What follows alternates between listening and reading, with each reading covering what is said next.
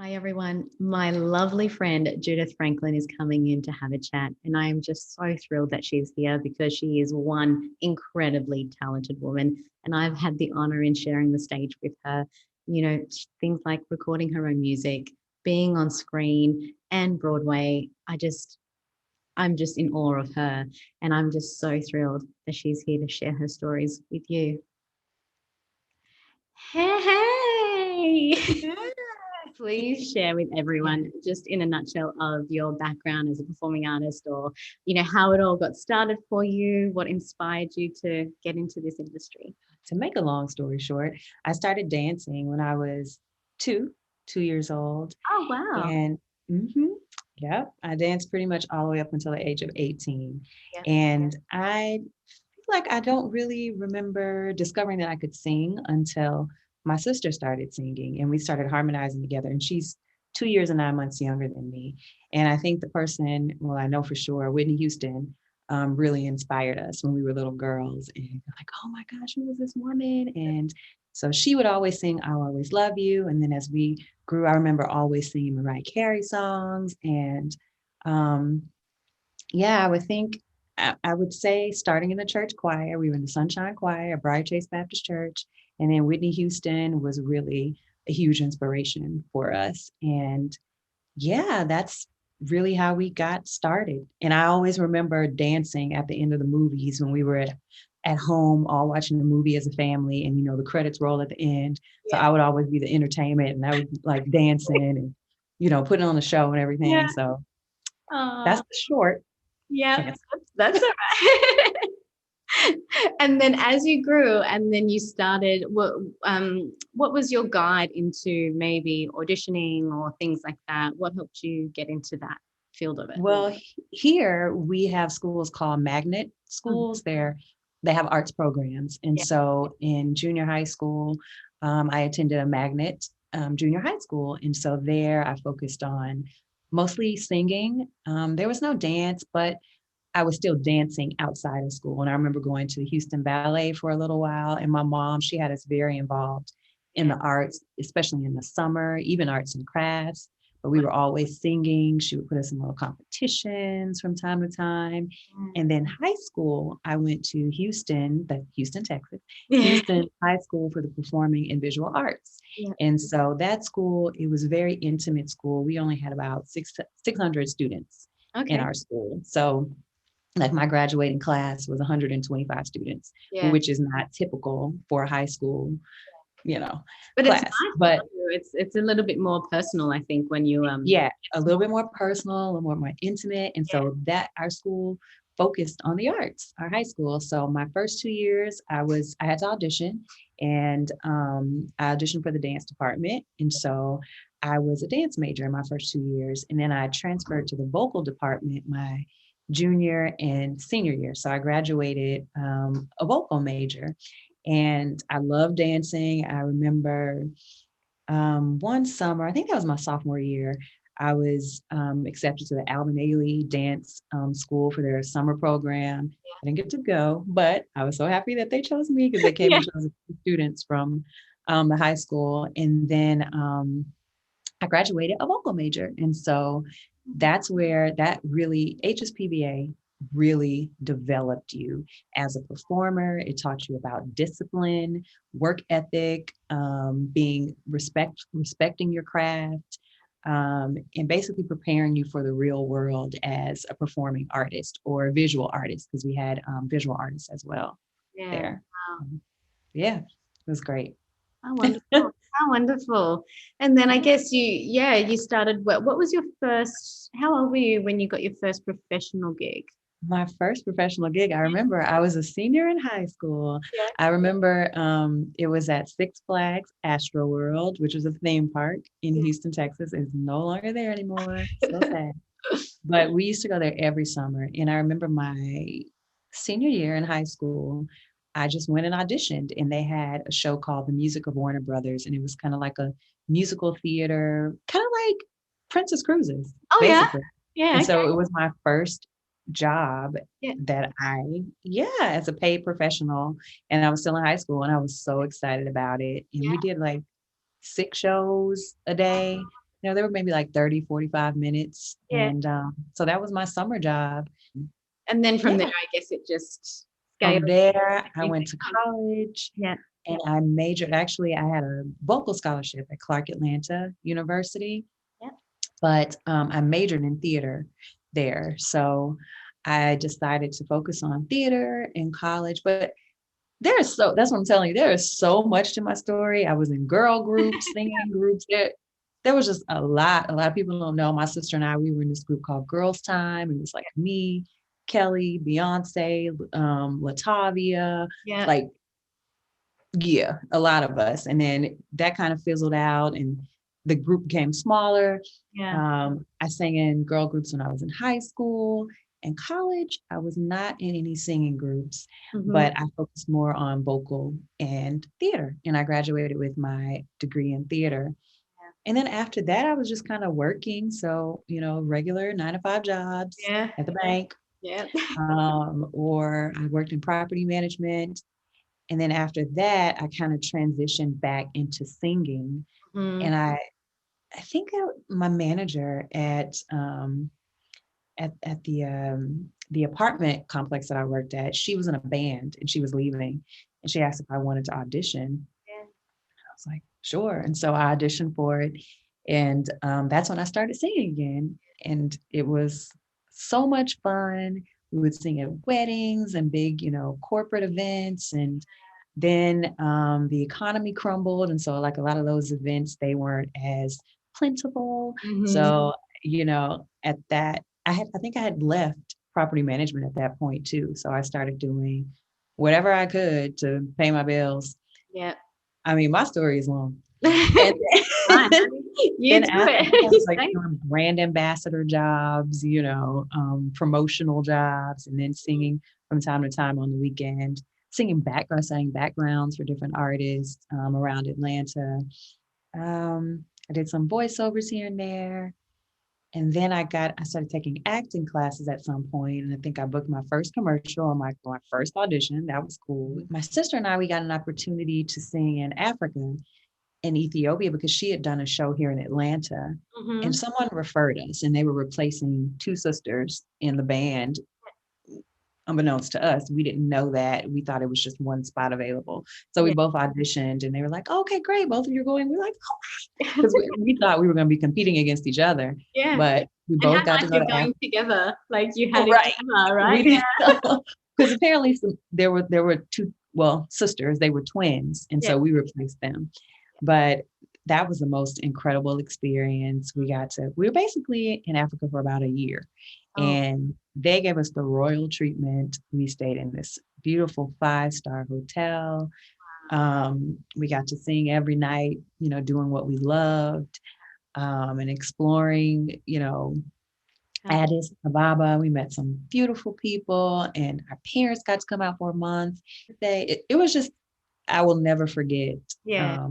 that experience. It was just so beautiful. Yeah. And then after that, another vocalist who had performed with that band before us had transitioned to, this is where I'm at, yep, the cruise ships. And I was like, oh my gosh, can you tell me a little bit more about that? She was like, Yeah. well, I can refer you. So I auditioned. Well, I didn't audition. I sent in like videos of me singing and like a resume. Yeah. I had never done cruise ships before. And I told them, I said, my contract will be ending at this time. And I thought they forgot about me. In a week before my contract ended in Africa, they reached out to me and Yeah. they said, we have an opportunity for you. I was like, yes, because like this is my third contract here and I'm ready to move on. Yeah. So I came to Princess Cruises, And and we met. you met. You were on my first cruise ship, actually. Yeah, Was that the was my Crown? second one, I think. Yeah, it was I only did two. I mean, like the long contracts, but yeah, you were my second. Oh, okay. Now you were my first. And so I was so excited. I had never been on a cruise ship before, Mm, actually. mm, And it was then that I realized that I really wanted to go to Broadway after performing on the cruise ship. I was like, oh my gosh, I want to go to Broadway. And there was a lady actually on that contract Yeah. I don't know, after one of our performances, they were like, hey, Judith, a guest wants to see you. Yeah. And so I went out, and I'll never forget her. Her name is Kathy Felgren. And she was like, you need to be on Broadway. Thank you. I've been thinking about that. Yeah. And actually, I auditioned for Rent one time in college. They were in Atlanta, and I got a call back, but I didn't book it. Yeah. But so, I did another contract. I think I did 2 more contracts with Princess. And then I came back to Atlanta, and that was 2013. Yeah. I said, well, I need to build my resume.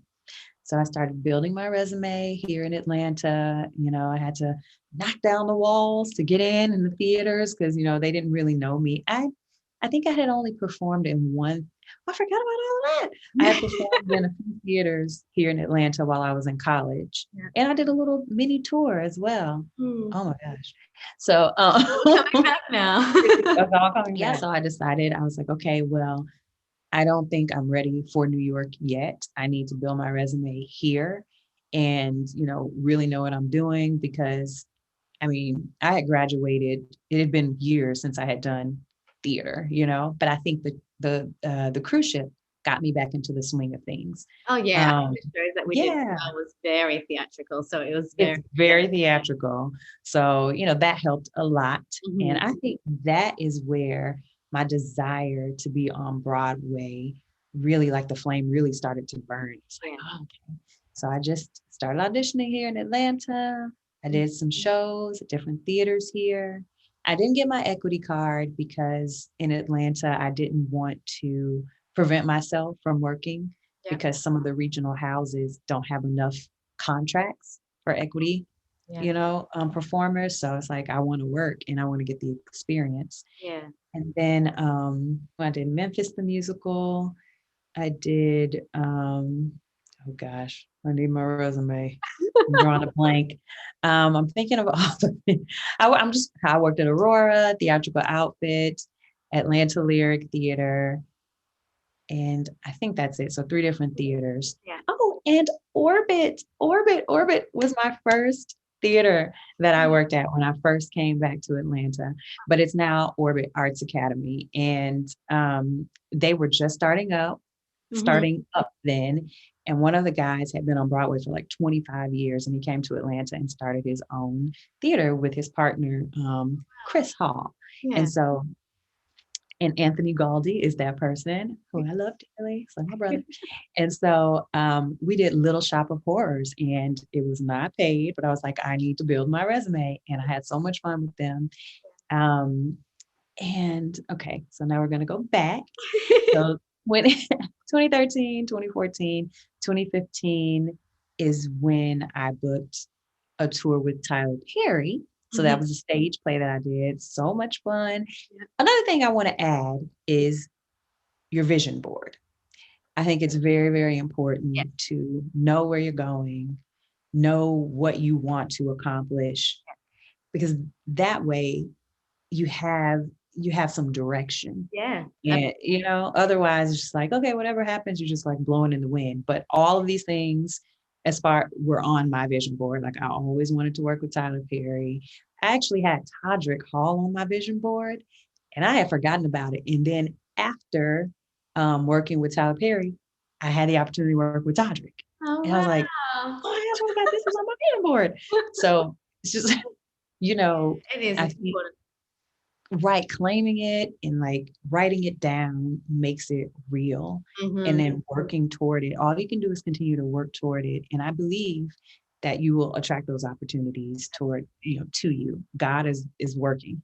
Yeah. God is working, working it out. And I feel like if God places something in your heart, then it will happen. It will manifest. But you have to have faith and work. Yes, faith without works is dead. You can't just wish for it. You have to work for it. It's co-create. So, it's you put in the work, you put it out there, but you put in the work. But you have to put it, you can't just sit there. Yeah. And so, so then at 2016 was Todrick. And in between all this, I had auditioned for Motown, which was my dream show, my dream Broadway show. I auditioned for it in 2013, I believe, when I first came back from the cruise ship. But I was doing Little Shop at that time for free. Yeah. And which is great. I think that's something people need to know. When you're just starting out, sometimes you have to do, you gotta, put in the work. Yeah. And We've all done it because you we've need all to done it. So just grow a little bit with it. right. So let's see. I think I had auditioned for Motown maybe 3 times by the time I actually booked it. Yeah. I auditioned for it while I was doing Little Shop. When I was on tour with Tyler Perry, I think I auditioned for it. We were in Chicago. Yeah.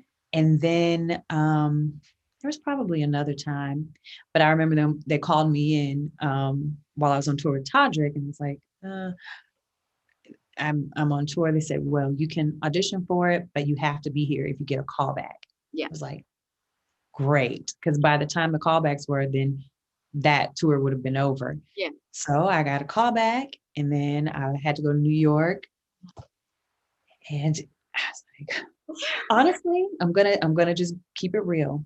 At this point, I was a little exhausted because in this industry, you have extreme highs, but then that in between time, what people don't understand is you still have to pay your bills. Yes. And you still have to sustain yourself.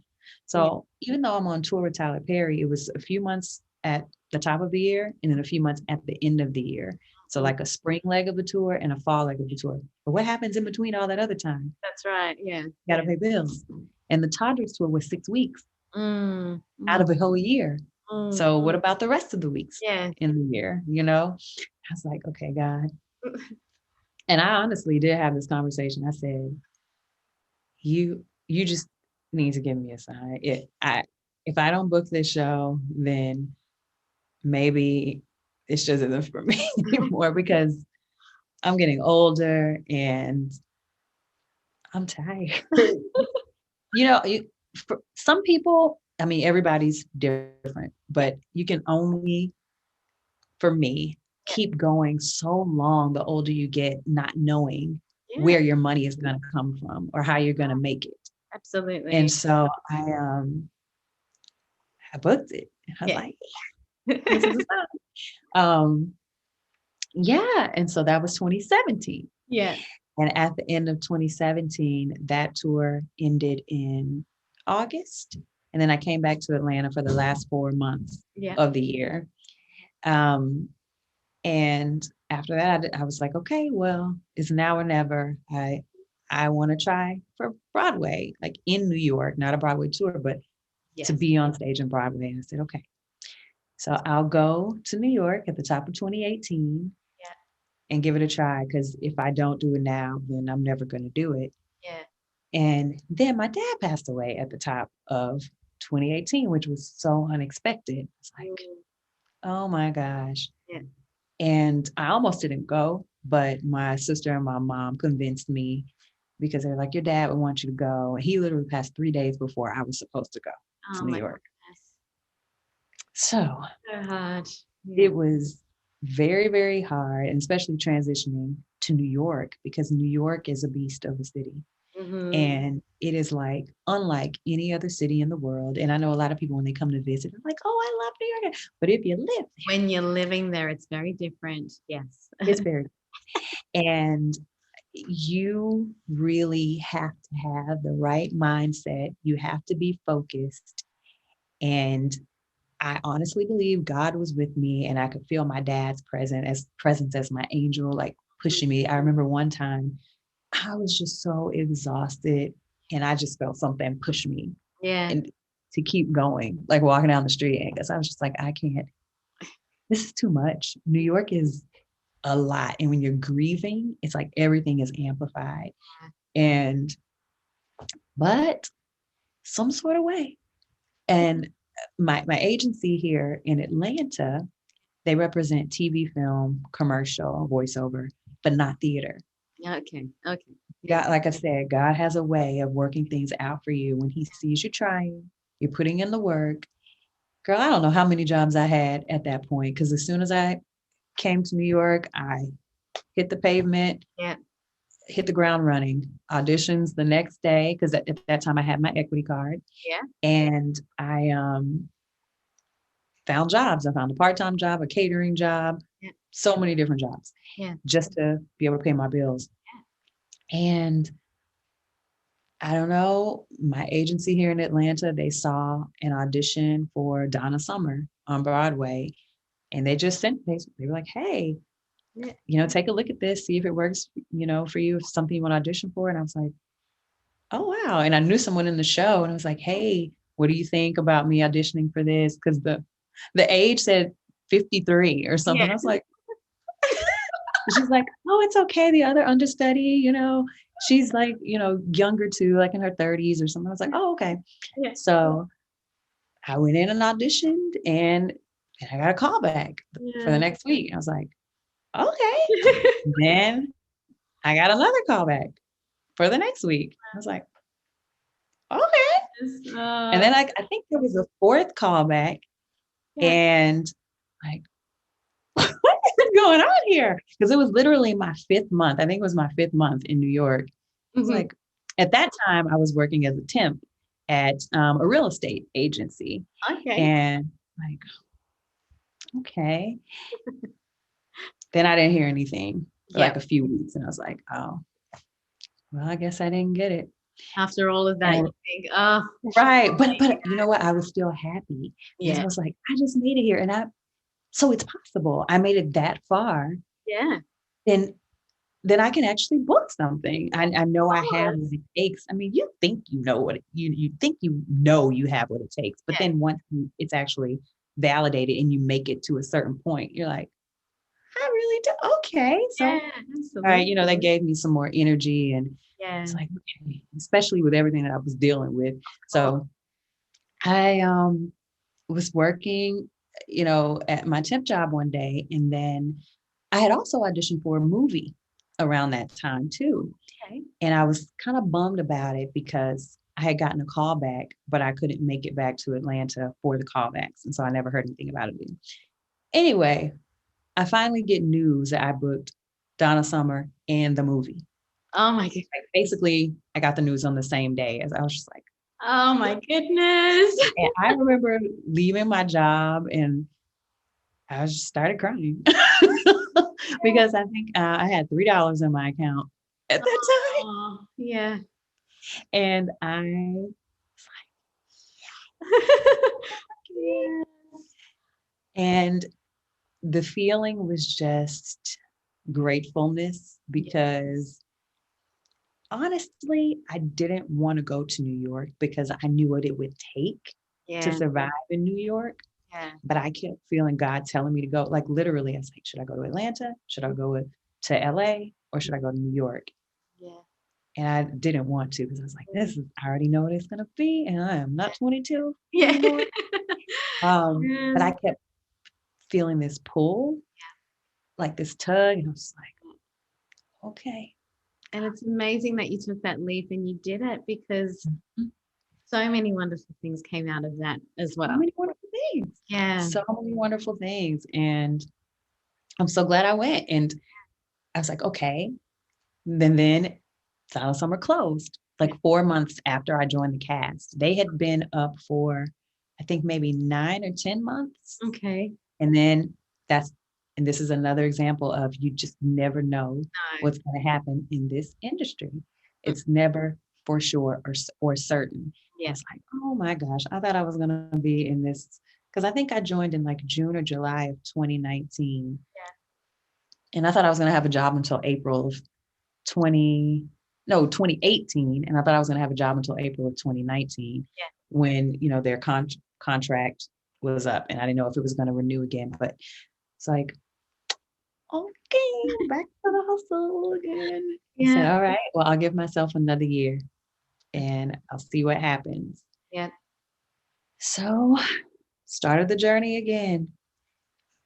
And one thing that I will say that I'm glad that I learned now is to create your own side hustle or business, so you can work smarter and not harder, and you have, additional income coming in. Because here I was again, it's like, okay, I've only been in this show for about 4 months.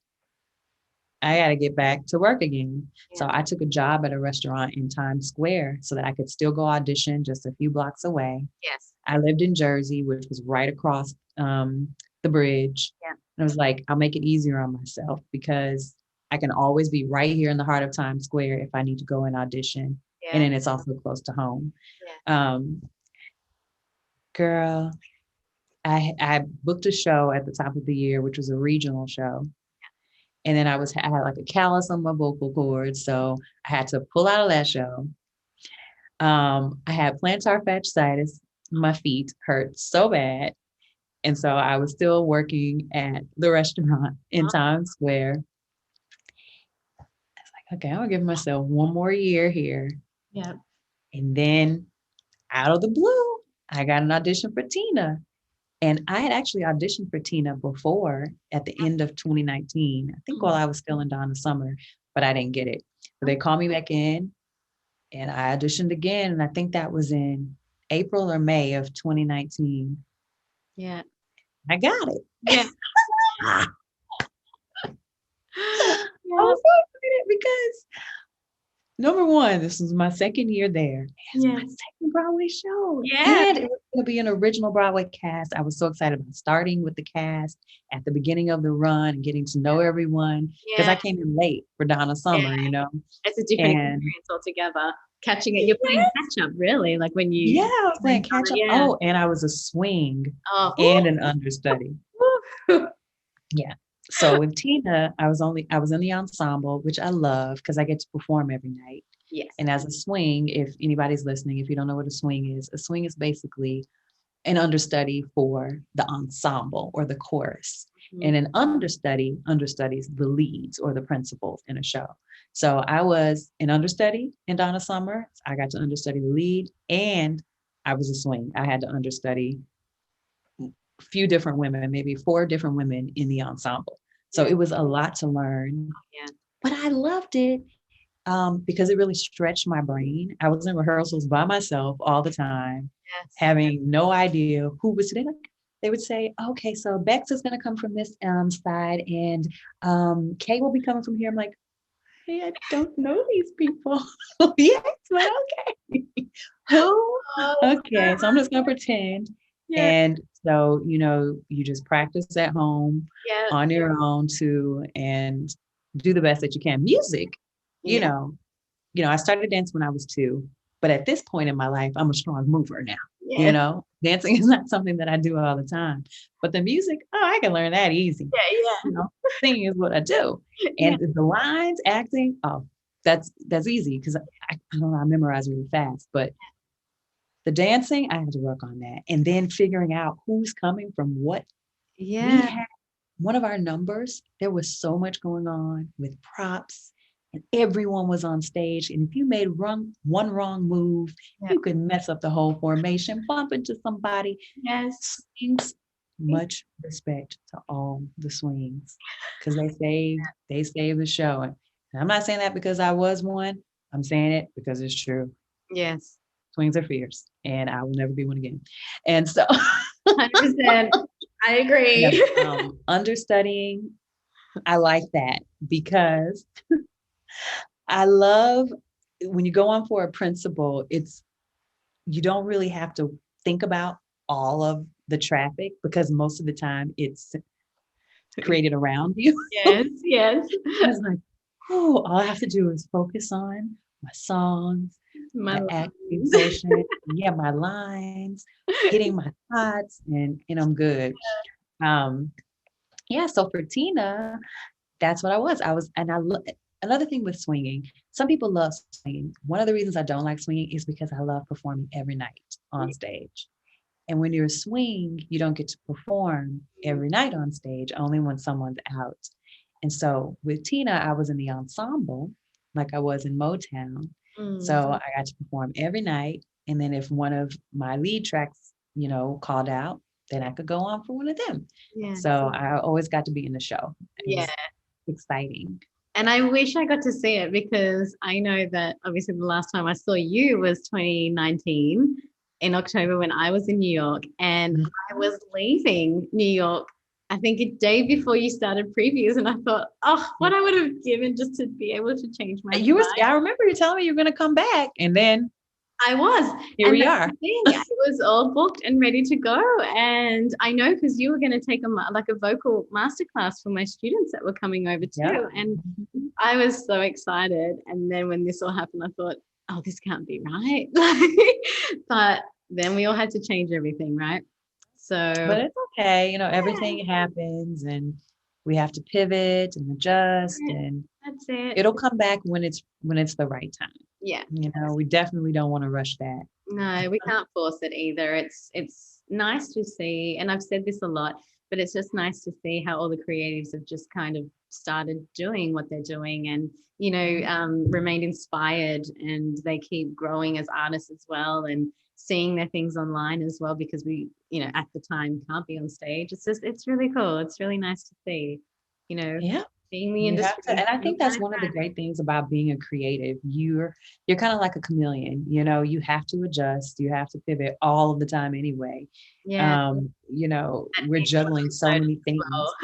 That's what we're doing at any time. It's not in 6 months' time, this is happening. It's like we're very used to exactly what you've been saying, just getting that call to be like, oh, and we're ending the show and you've just started. And we're very used to that. So yeah, we're very used to it. And here we are, and the same thing happened.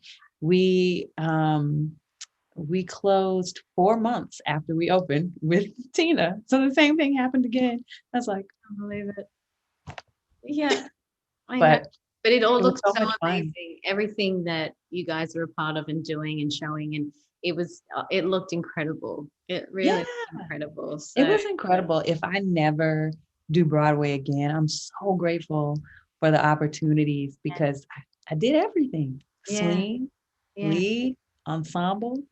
I did Macy's Thanksgiving Day Parade both years. Yeah. So, it's a lot of things that you never thought you would have done. Hasn't you ever taken that leap of faith to? Never. Yeah. Never. So I'm very thankful, and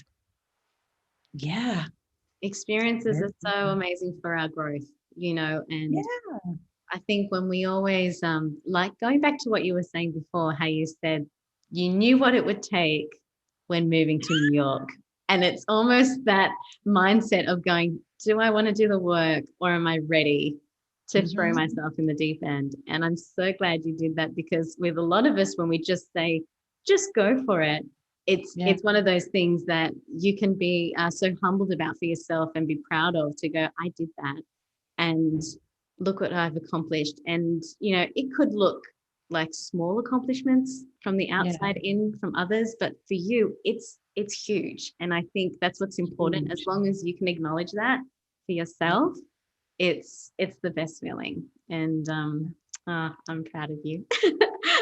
Thank you. And we have to celebrate all of the wins, no matter how large, how small, because nobody knows what it took for you to accomplish them. That's the thing. It's personal. Yeah. Nobody knows. They just see me up there, but they have no idea what it took to get there. Yes. Yeah. Because there's like so many incredible, talented artists out there and things like that. And the one thing I do like is that it's a healthy competition, that we're all there for each other, and but it does still take a lot of work. It's a unique industry that you've really got to be passionate about, and you've got to have that drive within you to be able to stay with it as well. That's the other thing. Like, you can go for it, but then staying in it for the years that we all have, it makes you think how much you do love it, and why you're here, why you're still doing it, and it does make an impact on others. It does. And I think it's inspirational for others as well, that are either getting into the industry. And I do feel at this time as well, because of how the industry shut down and did all of that through COVID and whatnot. But I think it's hard for the students that were going through it and then had to get shut down, and then and now they're still pushing through it to come out the other side. And I would love to say to them to keep going, don't be discouraged by what's happened. It still exists. The greatest reward comes after the hardest climb. Yeah. So you just got to keep going. Yeah, You got to keep going. And then, you know, those mountains that you have to climb, they make you stronger. I mean, when pressure is applied, something beautiful comes from it. It's just like how diamonds are created. yes. So you have to just keep going no matter what. If you got to believe in yourself, because if you don't, nobody else will. It's just, and it sounds cliche, these these quotes that we throw out there, but it's true. And once you live it, I think you know it for a Yeah, fact. that's agreed. You know it for a Absolutely fact. agreed. Yeah, Mhm. you do. You've got to live it, to breathe it, to love it, to, know all about it. And I believe that we're all still learning and growing and finding out new things along the way. Well, I was going to Yeah. throw another question at you.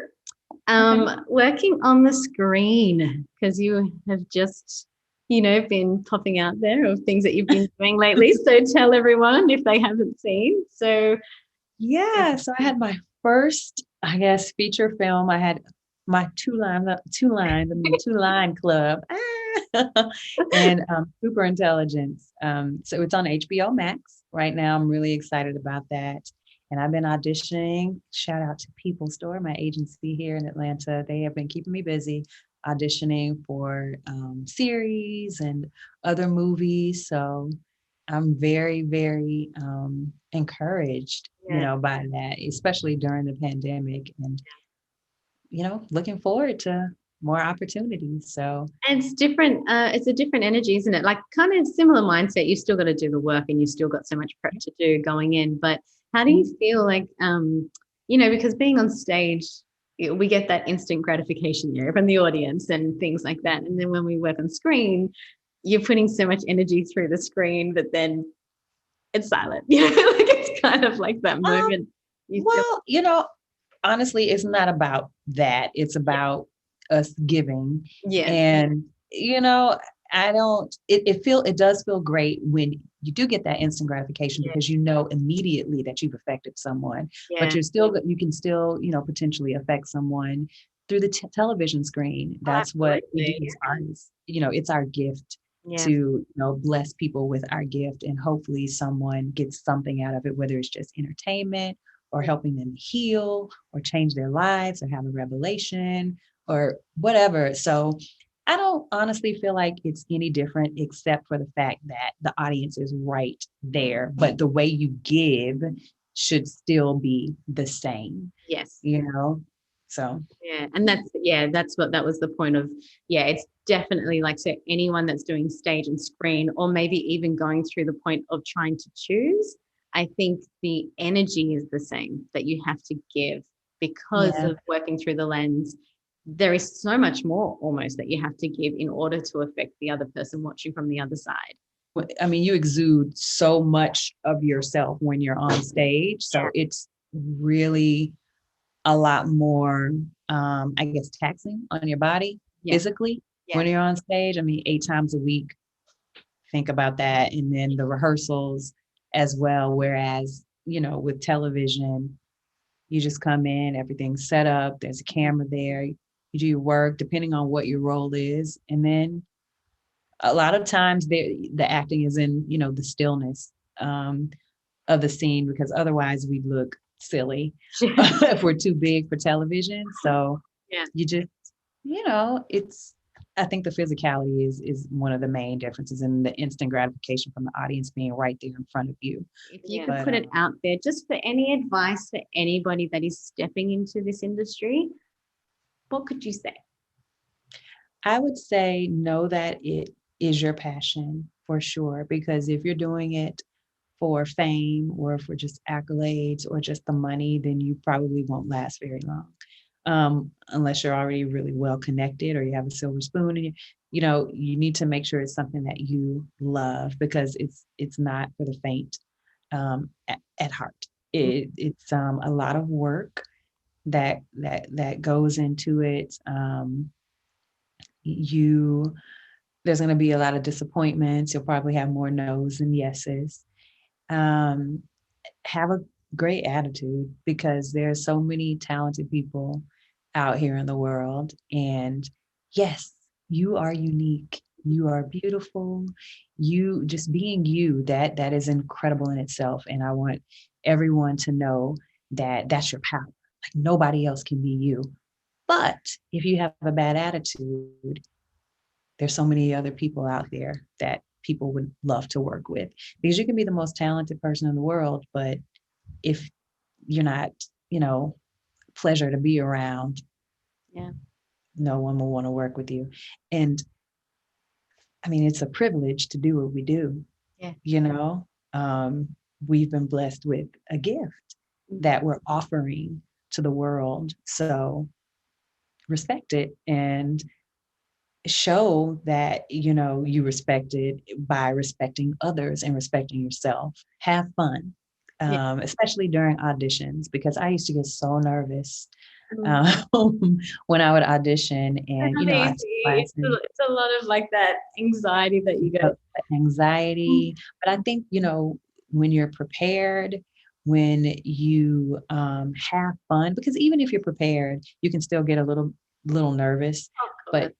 But if you have fun, then the other people casting has fun right along with you. It's not awkward and it's not weird. So have fun, have a great attitude, be kind, and make sure it's what you really want to do, because it's going to try you sometimes, and it takes a lot of work. Yeah. So, All right, my darling. Well, I will love you and leave you. If you're enjoying my content, please like this video, subscribe, and hit that notification bell. And I would love for you to go and join the mailing list at uncensoredreal.net so you can be first in line to receive invitations to all the wonderful events that are coming up for 2021. I would love to see you there. And you can also go and see everything else that I've got on my website there, from my articles to my new products coming out and so much more. So until next time, I'll see you then.